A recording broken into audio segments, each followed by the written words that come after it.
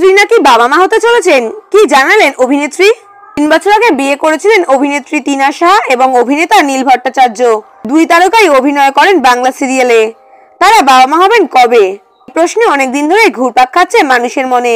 সম্প্রতি জানা যাচ্ছে ত্রিনা নাকি অন্তঃসত্ত্বা, কিন্তু সত্যিটা কি জানিয়েছেন ত্রিনা নিজেই। 3 বছর আগে ছোটবেলার বন্ধু এবং প্রেমিক অভিনেতা নীল ভট্টাচার্যকে বিয়ে করেছিলেন ত্রিনা সাহা।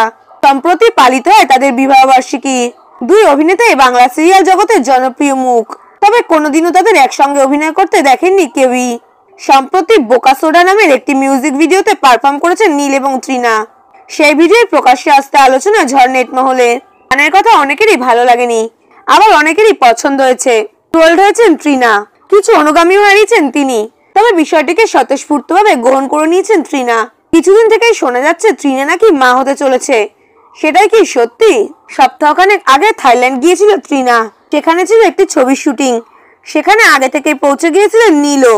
এই প্রথম কোনো ছবিতে অভিনয় করবেন তারা। তিলোত্তমা নামের একটি ছবিতে কাজ করছেন তারা দুজনেই। সিনেমায় ত্রিনা মা হয়েছেন এক বাচ্চার, তাকে দেখা যাবে এক সিঙ্গেল মায়ের চরিত্রে।